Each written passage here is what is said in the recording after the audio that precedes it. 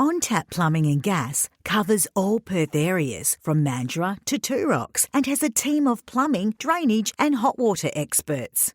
They have an amazing reputation for their excellent service and quality workmanship on time, every time, and it is easy to see why they are a favourite to many Perth property managers. Whether you just need some friendly advice or an obligation-free quote, look no further than On-Tap Plumbing and Gas. Welcome to today's episode, and I am really excited for our guest because I haven't met her before, and you're going to hear from her as fresh as I am because I know nothing about Giselda Accinelli, who is the Director of Property Manager at M Motion Real Estate in Gold Coast. Giselda, thank you for jumping on. My pleasure, my pleasure. Thank you for welcoming me. I reached out to you because of a post on LinkedIn that I saw you do, and I haven't seen your name before. I saw a post about educating landlords, and you seemed really, really passionate, and I love this space as well. So I reached out to you and I thought, what a great discussion we're going to have on the education space with landlords and owners, and just sharing sort of things that you're doing as well as what I'm doing. But before we get into that, I'd love to find out a little bit more about yourself, who you are, your business, where you've been, where you are now, and just give us a little bit more of an idea of what that looks like. Sounds like a plan. I am, don't afraid to disclose, 57 years old, crazy Italian. I'm absolutely passionate about property management. In my previous life, I was in construction. My ex-husband had the renovations. I don't know if it's in my blood. I love homes. I've been in customer service, born and bred since I was 18. I get a kick out of resolving issues and helping others and being passionate about homes and people and trying to help everybody. That property management became a very good fit for me, owning my own home, and I always own my own businesses before this. I have a mentality to not going, as we say, paycheck to paycheck, but trying to achieve goals and help people to achieve what they want to achieve. And so in a nutshell, I started in property manager per se 2018. And possibly because of my knowledge in properties and service and everything else, I escalated pretty quick. And I joined Motion in last year in May as Director of Property Management because they were focused only on sales at that time. They didn't have a property management division. So I just jumped in and we started together. So there is a lot in the pipeline for us. But the tag of Emotion is real estate new generation, in the sense of not just collecting money, not just selling, but educating, as you say, as we were discussing, tenants, owners. I'm a big believer that in property management is a partnership between us, the owners, and the tenants. So if you are able to actually obtain a great partnership between the whole party, that's a dream goal. And to be able to do that, you need to always make sure everybody understands their role, their duties, and their rights. And often is something that, on my point of view, is very much downplayed. A lot of us in property management are used as just rent collectors and just simply going and taking a picture of a house to make sure that there is no holes in the wall. And there is so much more to it, with all the new legislation coming to the party, with everybody having rights from the owner point of view, the rent being so high, and tenants obviously expecting certain treatments because of what's happening. And the best way for me to even prevent conflict and disputes, I haven't been to court in the last 2 years Good job. It's a great thing because that means that we can resolve everything one way or another without too much drama, even if there was a lot of drama regardless. So, yeah, that's basically what I do and who I am. So you've come into property management, I guess, later in life. And Yep. so I think that really shows through the maturity of how you're sort of dealing with it, with clients. I think it makes a big difference. I see so many property managers that have started when they were 18, and yes, they can have 20 years or 30 years experience, but when people have that, they also have a lot of negativity sometimes towards the industry because they've sort of, they've gone through property management cycles, but also during their own life cycles, if that makes sense. And so there's something refreshing about your content that I'm quite drawn to. And I think it's because you can't, your day one comes in at a different level to someone else's day one. I guess that's the best way for me to explain it.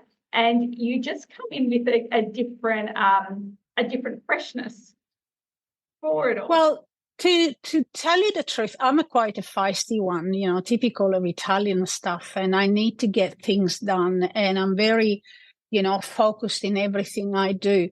And in any business, I always have been self-employed basically all my life. I never approached the business as, even if I always work for third parties, like even drawing a wage regularly, but that doesn't matter to me. When you are in an industry and your boss name is on the board, but whatever you do is your responsibility to get him in jail, potentially speaking, or fined, that's for me, it's a huge responsibility that I take extremely serious.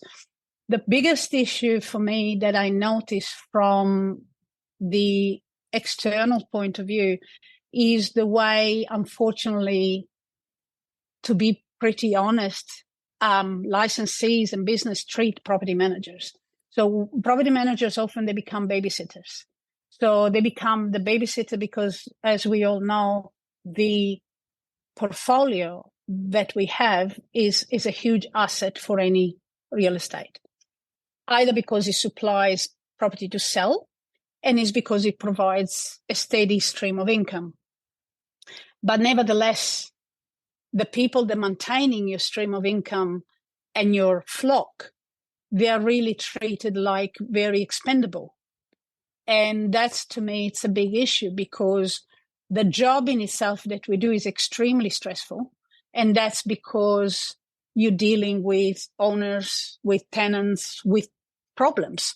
If there is no problems, you're not involved. And it's when there is a problem that you need to jump in and being able to negotiate either firmly or nourishing, one way or another. I've been involved in companies where there was such a toxic and such a bad environment that doesn't surprise me that property managers decide, I'm out, because it's not worth it for your mental sanity. With them, motion has been absolutely amazing because, the principal here is a completely different ballpark and is very supportive, is very understanding, and I've got free reins on the type of service I want to give. Another thing that I notice in a lot of businesses is that businesses tend to split the portfolio, like one person does the trust account, one person does this, one person does that. And that is all done, on my point of view, to make sure that if one leaves, it's not going to take everything with them. So this is something else that, to me, should be changing, because if I'm an owner, I want Maria to deal with my property from A to Z, from my disbursement to my maintenance to every nook and cranny of my property. And yes, if Maria leaves, I'm going to get Maria to follow my property, but it's the job of the business making sure that Maria is not going anywhere, because it's a good asset to my business. So I'm going to look after Maria and make sure she stays with me, she thrives, and she looks after everything with me and for me. So that's a part of the education that I would love property managers to understand and start to put their foot down to understand their value and where they should grow and dedicate themselves to companies that value them for what they're worth it. Yeah. What's your day-to-day role at Emotion? Is it property management, BDM? What is the actual everything? So you have a everything. I'm fully I'm fully licensed. Yeah. And but my heart lays in property management. So as much as people say, oh, you should go to sales, there is more money. Money is not necessarily everything to me. I love my long-term relationship. My owners are my friends. I'm going on a cruise with two of them, in November. They become like family. I'm looking after their property as if I own them. So they are my property. When I go in with a tenant, a new tenant, I always tell them, consider me the owner of this property. So when I come in, when there is a problem, my phone is always on. People say that I'm crazy. I went on a cruise in November last year, and I had internet just to be able to do my bits and pieces. And Michael was saying, oh, no, you should go on holiday. And I said, no.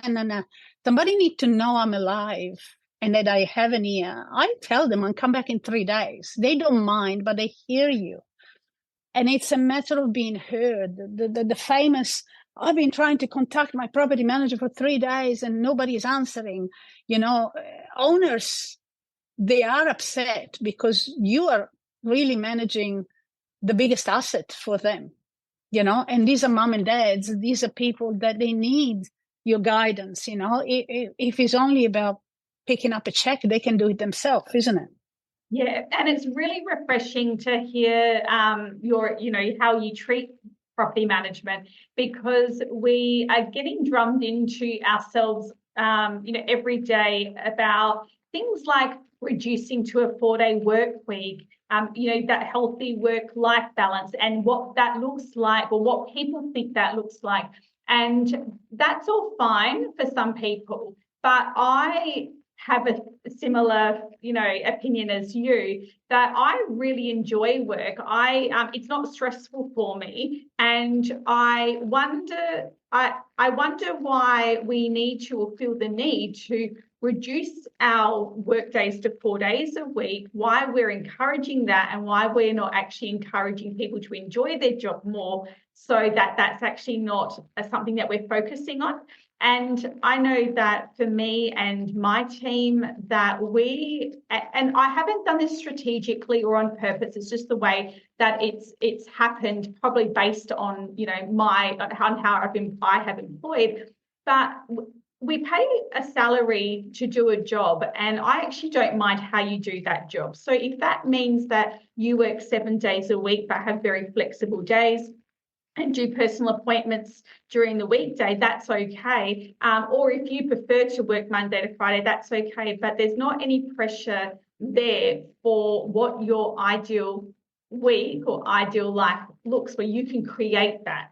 And we are also getting drummed into the task space where, like you said, you've got your trust accountant, you've got your maintenance, you've got your inspectors and all of that.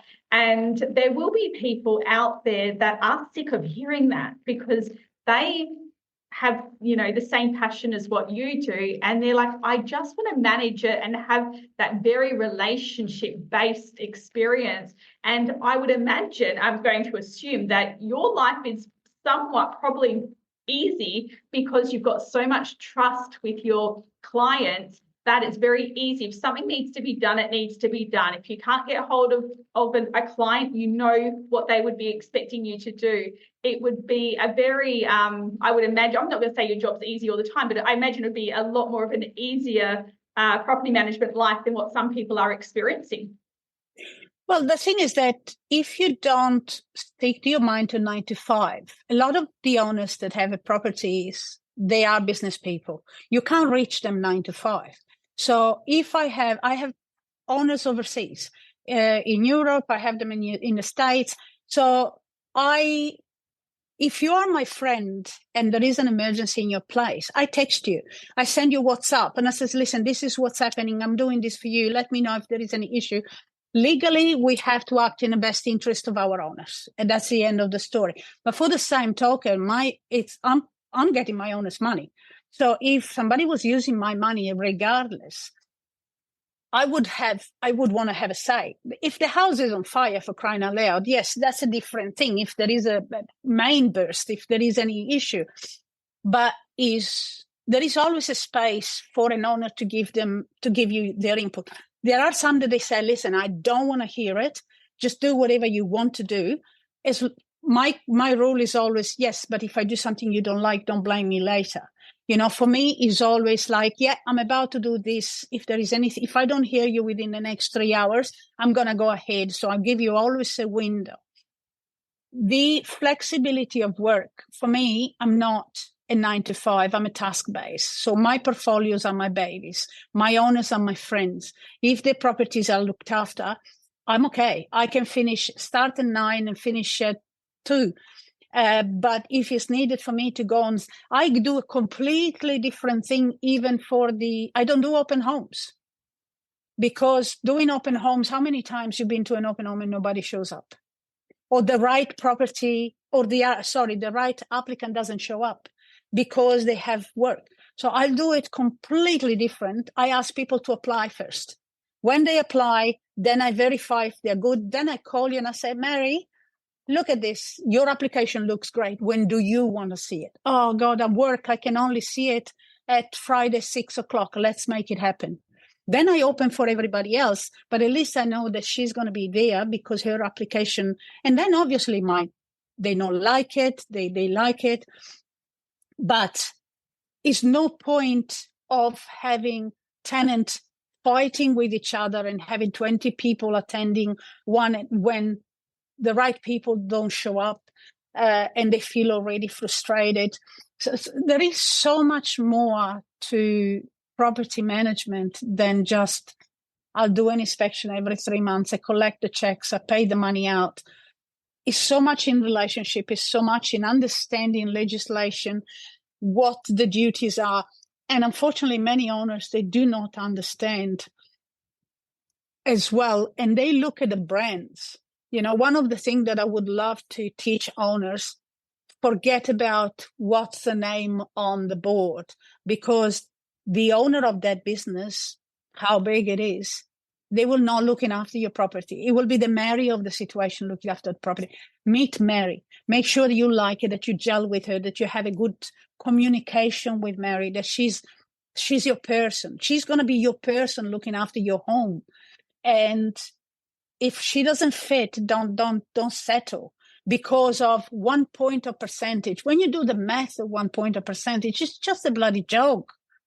Then you have $15,000 damages in the bathroom. Your 1 point of percent is going to go out of your ear, isn't it? Yeah. Do you get a lot of referrals for new business more than coming through the office? Then is that what you're experiencing? Stay with us. We'll be right back. MCG quantity surveyors are a favourite for property managers around Australia to help their clients maximise their cash flow through tax depreciation. I love how they place a strong emphasis on industry-leading education and data releases that they share with our community, and because they support the property industry so much, it is a no-brainer to use them for all your tax depreciation needs. I have owners that have been bouncing with me for good.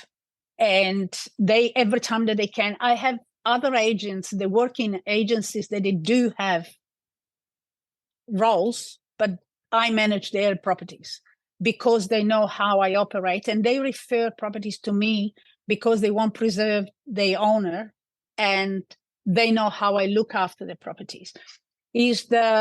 Sometimes, unfortunately, there is a kind of, pass me the term, a laziness in owners that unless they hit the wall and they have a major problem, they won't change. They won't swap. But by the time they hit the wall, it's a difficult thing to do to fix everything out. So it's like nowadays people revise their power bill, they revise their internet bill, they revise everything regularly every year. Why are you not revising your property management? Why are you not revising that you're getting the service that you deserve? Why you don't revise your communication? You don't take a pulse on the thing. When you go to market and you know that you're losing $100,000 because your property is being let go for too long, well, how are you going to fix that? Then, you're going to be complaining with the property management. It's way too late, isn't it? Yeah. So, don't know. So you've got a lot of clients and that bounce along with you. That would make you a very valuable asset to the business that you're working for, and the business would have to make sure they're very accountable with looking after you, I would imagine. So that's the value that property managers can actually bring to a business and holding that value. But that is exactly my point, because if I brought to the business multiple homes that had been sold, and that's, and the owners that I manage the property for, they want our business to sell the property, because they ask me, how is the sales side? And I said, for me, it's awesome, because, when you hear your principal talking in his office all the time, and you can feel the genuine interest, the genuine care, that is not just a show. That the real estate is one of the worst reputable business ever, because we are all liars. We can't be trusted. And I'm so proud when I deal with, this company, when I have people that are here behind the scenes, and what they say to my clients is the same that they say to me or between us. When I've been into companies where agents are trained to lie, like, it's shocking. It's like they are saying, no, you say this, and that, and then you blame it in a different way, and you do that. So it's really, and the property managers, yes, becomes a threat, because technically if I walked out tomorrow, there will be a lot of people walking out. But why would I walk out? People are afraid of, they say, why don't you start your own business? Starting your own business, it's a lot of stress. It's a lot of money. It's a lot of things on my shoulder. In here, I am with a team of people, agents, a caring principal. Why would I want to go anywhere? Make no sense. The only time I would consider going anywhere is obviously if you are mistreated, if you are abused, if you are used, and that's something that is up on the principals to understand. And don't be afraid of, it's like in a relationship, for crying out loud, if you're so afraid of losing your partner, but you treat them like dirt, they're going to walk out. That's it. That's the end of the conversation. Treat them right, respect them, empower them. Why would they want to go somewhere? I love how much that business is going to have to be accountable for good behaviour. That's incredible. How do you find a company, for those that are listening, that are feeling a little bit worthless in their office? Like, how do you find a company that does match what you're looking for when you haven't worked there before? Like, obviously, is it just by looking at their reviews online, or how did you find that match? I tell you, there is a lot of frogs to be kissed before you find your prince. And that's the rite of passage. But I see every experience as much as negative as a learning curve. So there is it's like, again, when you start a relationship, you don't know what you're looking for. It's keep bumping against the hard wall that it teaches you later in life. This is what I want. This is what I'm not going to settle for. And this is my suggestion to anybody is learn as much as you can. Be as good as you can. Give your heart and soul to your clients. Because at the end of the story, those are the people that are going to follow you. These are the people that are going to talk about you. And these are the people that are going to support you. So that are your clients. Then if you are a number, you're going to be a number no matter what you do. But then you have to be smart and don't sit back and wait for too long. I mean, in our industry, for crying out loud, I receive, the sick on the Gold Coast, there is position that they are everywhere because of the high turnover. And it's one of the biggest frustration of owners as well. Today I deal with Mary, tomorrow I deal with Peter. I change the property managers every other day. Well, they should tell you a lot. Change company altogether. If you keep having different property managers, it's because whatever is behind is not right. So just leave them. Find somebody where Mary is going to look for you from enrolling you, your documents, your tenants, your inspections, your trust accounting, everything, Then you know that you can say to Mary, well, you stuff up, girl, what you are doing, blah, blah, blah, blah, and everybody's accountable. Yeah. What do you do personally for like personal development, self-development? Is that a strong part of your day-to-day? Well, legislation-wise, I read a lot.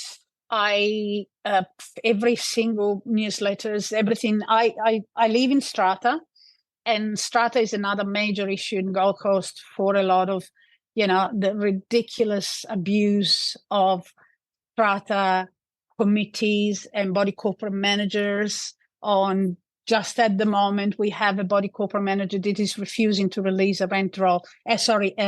An owner role. An owner want to have the owner role, and they say, no, you're not going to get it. It's the law. You can't go above the law, but that's what they do. And owners, sometimes they get overwhelmed and put in a corner.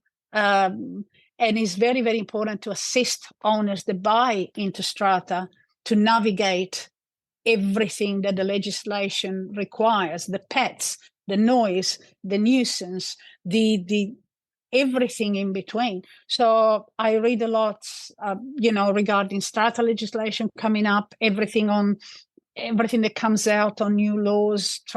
You try to listen, to talk to people. I'm very much a kind of a law-abiding citizen. Like, if that's what the law says, and that's what is advice, I can give you the best advice I can give based on this is what it is, not me. I can't make the law. I can't change it. This is what is passed. Let's make it work to the best for us, Life give you lemons. Let's make an amazing lemonade. And that's all we can do. So that's what I do. I chose recently, when I did my full license, instead of doing an RPL, I redone the course from scratch. Because you get a refresh of everything, and it's just interesting to say, yeah, I know it, and I help, as much as I can. I talk to colleagues, and the frustration in a lot of companies is just ridiculous. Yeah, so a lot of conversations, a lot of reading, and then you've recently done your license, so then you've got that extra there. And I like that you didn't go down the road of the RPL and just sort of doing it again just to check. That's one of the big things that can be a problem in real estate. Is like, for me, for example, I did my course 24 years ago, and I've got a new junior who's just done her course, and I have always said, you know what, she's probably better than me because she's up to date with everything and hasn't formed those habits. So there's something to be said in redoing the prior learning. But you know that now there is the new law that all the agents, every person in real estate will have to keep doing legally. If you want to maintain the license, we will have to do X amount of, every course will have points, and you have to have a certain amount of points to be able to retain your license. And that's actually great, because it will push everybody to keep learning, understanding, comparing, and talking to people. So we've got that in WA, where we've got the 10 CPIC compulsory development points that we do. But it's about, in the next couple of years, it's going to be reduced to 5. So they're actually reducing the amount that we have to do, which is, I don't think, a great move, but it's one they've got to put in place. We'll see how that rolls. I think that in Queensland, they're just putting it through. I heard REIQ coming the other day saying that every agent in the industry will have to get points, and finally they managed that. I think it should be, anybody with a good mind will keep developing, because our industry, it changes with the new laws coming out. It should be common sense for every agent, for every person in the industry saying, okay, where are we at? And let's double check, tick, tick, tick. Many people will not give it to us, honestly. They will not care. They will just say, oh yeah, I know it all, until they hit a wall, and then there is a legal case or a legal suit. Owners are not supposed to know what we do. Owners are not supposed, we are supposed to educate them, to let them know. I had to let go owners because I realized that they think they knew more than I did. And what they wanted me to do was actually borderline illegal. And to the tenants, and potentially, I could have done it. Possibly nobody would have ever complained. Can I sleep tight? No, I can't. Because then when there is a problem, it will be coming back to me. You are the one that I'm employing, to look after them. I think you should have, because when there is a problem, the fingers are always pointed. So sometimes you have to go down that path as well. Yeah, I like how you said that owners shouldn't know what we do. Like, we should be the smartest people in the room when it comes to the Residential Tenancies Act and our roles. And that's a very, very good and clear reminder to property managers that are listening, to make sure that you are smarter than your clients when it comes to managing properties. It's a huge factor. So how do you educate owners at the moment? Is there anything that you're doing currently, or anything that you're wanting to implement to work towards educating them? Or would it be something that you don't necessarily want to educate them too much? And I don't mean that in a negative way. I mean in a way that you sort of want to hold the expertise as a property manager and then bring it up as you need. I hope that sort of came across the right way. I understand exactly what you mean, because otherwise why they need you? It's like a little bit of a chef situation. You pass the recipe, but you don't give all the ingredients. Once an owner understands, at this stage, I do feel that many owners, they are under the impression that our role is rent collectors. And because they pay for everything, they don't understand we are managing prevention, selecting the right people, maintaining the relationship. If you don't have a tenant that points out things to you, because some tenants are so afraid of speaking out because they think, oh, if I complain for something, they're going to raise my rent, they're going to kick me out. And with me, they understand. I said, listen, we'll do what we can do. But thank you for letting me know, because it's actually part of the lease for them to let us know if there is an issue, because if the issue is there and they don't let you know, they become responsible for the damage. There is, both the Form 6, that is the authority for us to manage the property, and Form 18, that is the tenancy agreement. They got tons of information in there. Then there is the booklet that you attach with every Form 6 about the minimum standard of the property. And then you have the tenancy booklet So I tried, I'm going to see later on an owner that is an older guy, and they are terrified because I don't know, I don't understand. I said, listen, I'm here with you. Let's do it step by step. There's no point of me giving you 1 million information, because everybody retains very little amount, So let's go into the very important stuff, and we will work it out together. Once they understand your knowledge, your passion, your care factor, they will be like, it's okay. They understand the amount of work you do. And that's why, to me, it's important for them to know it. And they say, oh, my God, no, I don't want to do that you can do it.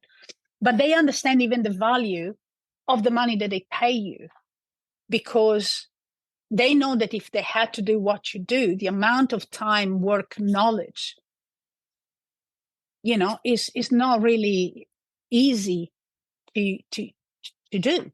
You know what I'm saying? Yeah,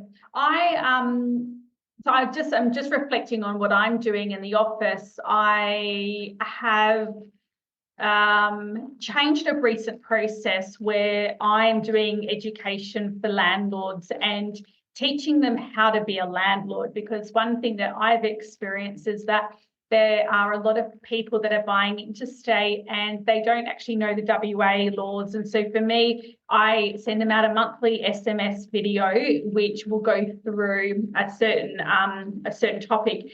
And now that I think about it, it's not necessarily going through any like legislation as such, but it's just tackling more ongoing issues. So for example, the first video that I sent out was what to do if you can't afford maintenance. So teaching the landlord that if you can't afford maintenance, there are a few things that we can do to help you in our office. So first of all, you can't avoid doing maintenance just because you can't afford it. So that's number one, don't avoid it. Number two, speak to the property manager. And I have a lot of property owners that would call me up and just say, Ash, it's really prickly at the moment, my finances.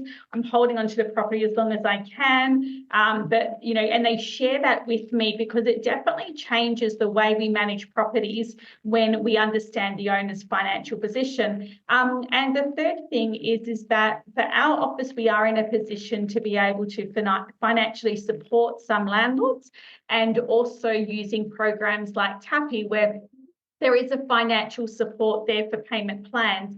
So there are options for those larger ticketed items where we can help support the owner and have it paid back spread the payments out over 3 or 4 months. So for me, the education is coming from that side of things to keep it open, let them know how we can support them, and making sure that they're not avoiding those situations. That's sort of the way that I'm educating at the moment. And it's been really, really great. Not something that I've seen many offices implement formally like we have.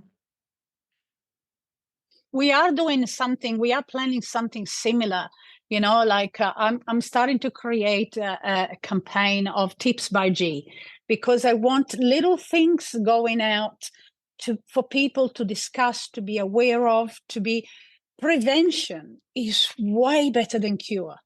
To change a tap is $300. To change a washer is way less. But if you keep tightening it up, and I understand, that, sometimes tenants say, if an owner can't afford it, they shouldn't have the property. And I'm like, well, I'm a single mom and I own my house. And sometimes I'm there, oh God, let's hope that that the dishwasher doesn't pack up, because today is the dishwasher, tomorrow is something else. So that goes as well when you have a great relationship with your tenants. I have many tenants that says, oh, there is a little bit of silicone going here. Is it okay if I'll do it? And I said, do it, put it in writing. Let's make sure that it's documented. I want the owner to give you the value that you have, dear tenant, because you are going above and beyond. That's when, if you need electricians or plumber, that's obviously is a completely different kettle of fish.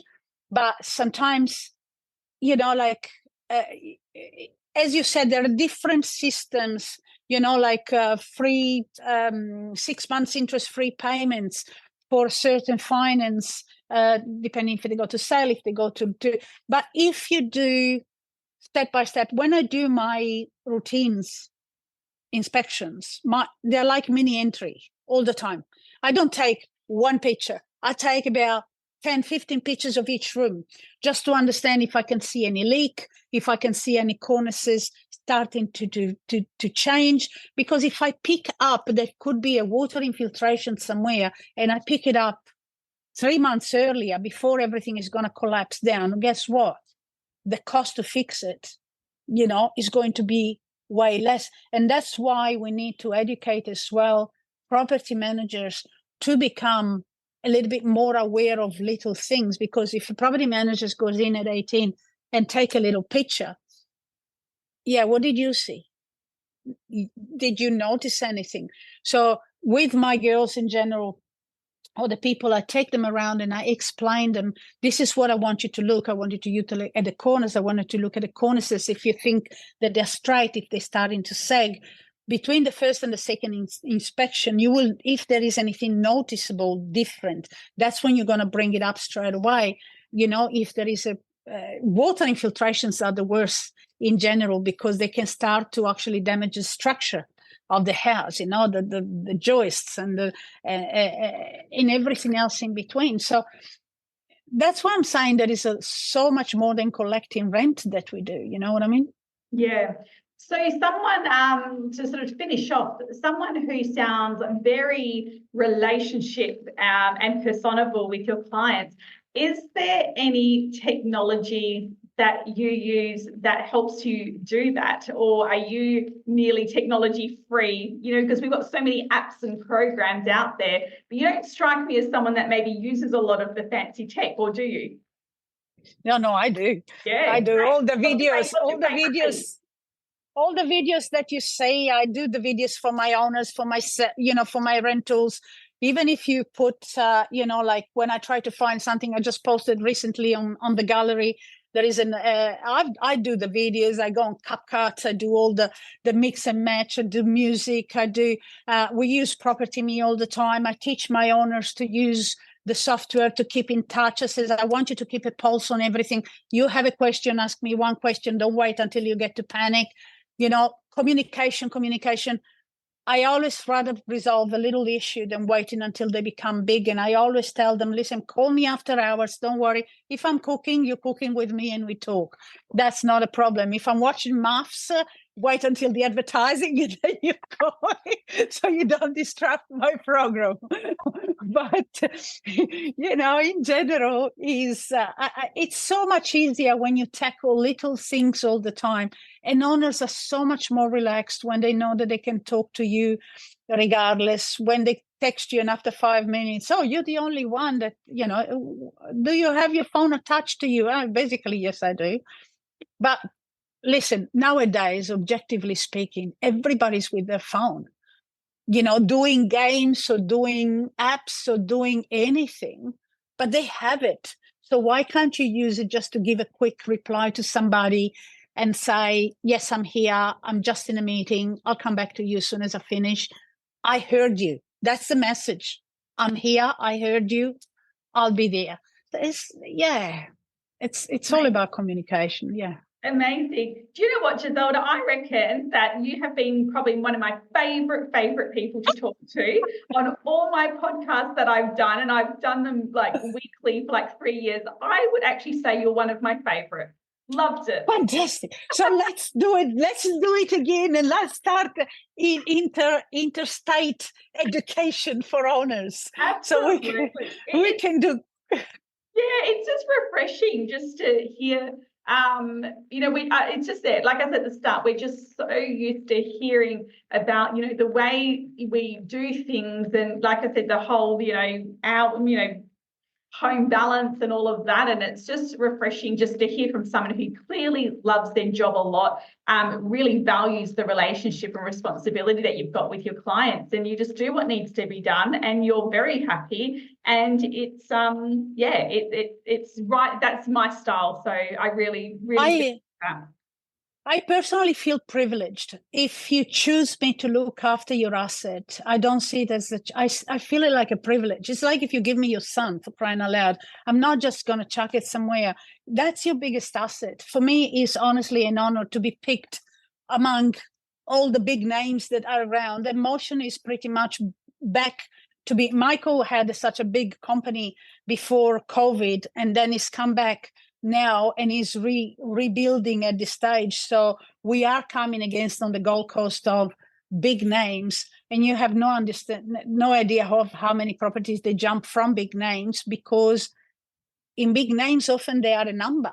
With me, you're not a damn number. You're mine. I know exactly who you are, where you live, what and I want it that way, because I would never appreciate myself to be a number for somebody. Because, I'm giving you my home. There are another million people they want to do the same. Why should I pick you? And you should pick me just because I damn care about your home. That's it. Simple as that. Amazing. Well, but though I'm going to have the spelling of Giselda's surname on this podcast, so I strongly recommend that you jump over to LinkedIn and connect with her there, and send her a little message to say that you were listening to the podcast and you loved it as much as I did, and have a look at those tips by G that you've started doing. They're very, very refreshing. Love watching it and seeing it, and like I said, that's why I wanted to sort of chat to you more, and you have not disappointed me, Giselda. Sounds fantastic. I like not disappointing people. That's my whole goal. You've done well. Thank you so much for your time. I hope if you're listening, you really saw this as an inspiring chat. And absolutely. And head over and connect with Giselda on LinkedIn. Thank you so much. Today's wonderful sponsor is MyConnect, and we can't stress how much we love this company. We have used them in our business for years now, and they sync directly into our software. We literally do nothing. MyConnect are now just set up to contact tenants for utility connection as soon as they are uploaded as a new tenant in our system. And our team reaps the benefits of a generous rewards program. For every successful connection they offer to property managers, this fuels their Uber Eat Friday obsession. MyConnect guarantees that utilities are connected on the agreed day with a wide choice of suppliers for your clients. If you don't use MyConnect in your office for Tenant Utility Connect, definitely get these guys in to see how they can set you up.